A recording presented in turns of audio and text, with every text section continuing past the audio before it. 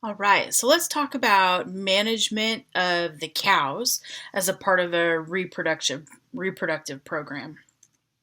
So, with cow reproductive goals, we need to keep in mind that these cows must breed and reproduce or give us a calf every single year. And so that gives them about 85 days after they calve to get pregnant. And within that 85-day time frame, that is going to ensure that they stay on the 365-day calving interval, which is our goal for profitability. And so cows need to be gaining weight or in a positive plane of nutrition from the time they calve to the time that they're rebreeding. So this is a really nutrient intense time because the calves are going to have to compete for energy with the cow because she's lactating. And so the energy and protein needs of the cow is going to increase by about 50% after she has that calf.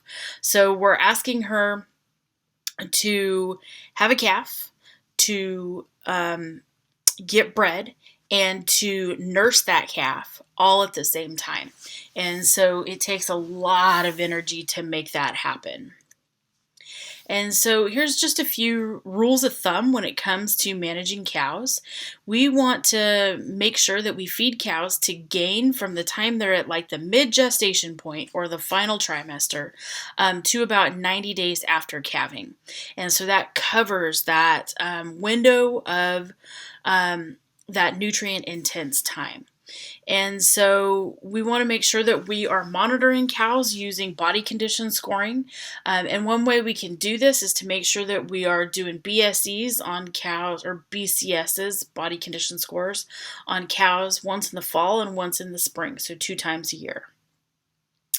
If we get into a situation where we're in a drought, there's limited feed, or you're like my family and we've lost several leases over the last couple of years because of urbanization, you may consider removing the calf or weaning the calf as a management tool, because as soon as you wean that cow's nutrient demands are going to decrease by 50%.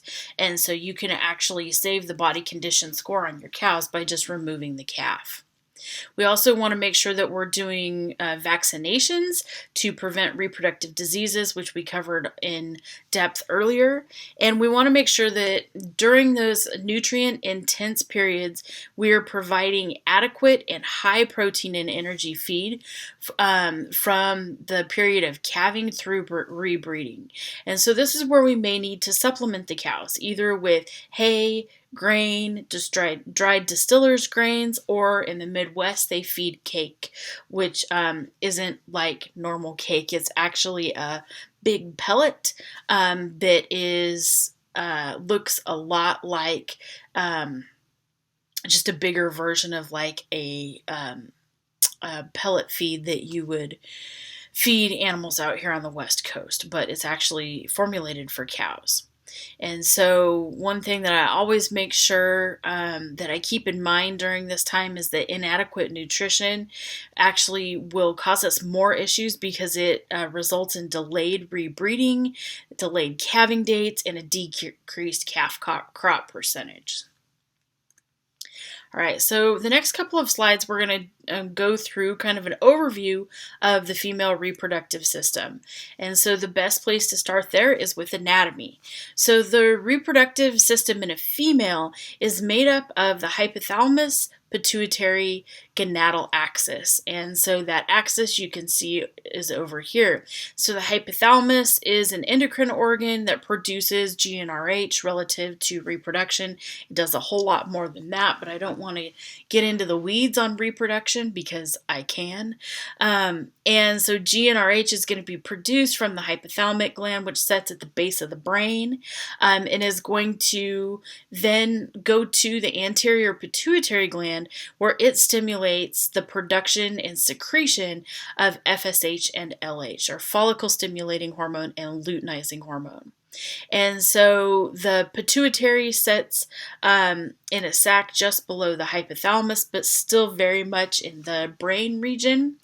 And FSH and LH are then going to be dumped into the blood system and sent to the ovaries. And so the ovaries are going to set in the reproductive structure kind of on the back end of that cow.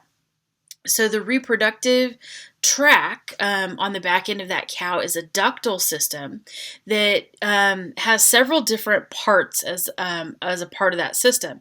So working from the outside of the cow in, we've got the vulva and the clitoris, which are going to be the external genitalia, and then that is going to be followed by the vagina, and the vagina is made up of really tough yet malleable skin, or not skin, but tissue that, and this is going to be the point of copulation or sperm deposition in a natural scenario, but not in an artificial insemination scenario. From that point on, we then have the cervix, which is made up of really tough, dense tissue that also has secretory properties with it, so it can secrete mucus when the female is not in heat or is pregnant, that is going to help glue that cervix shut to keep not only the fetus in, but keep bacteria out. Or it can produce a different type of mucus when the female is in estrus or a standing heat that aids in sperm transport.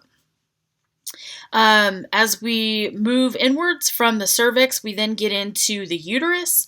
And so the uterus is going to be made up of the uterine body and the uterine horns here.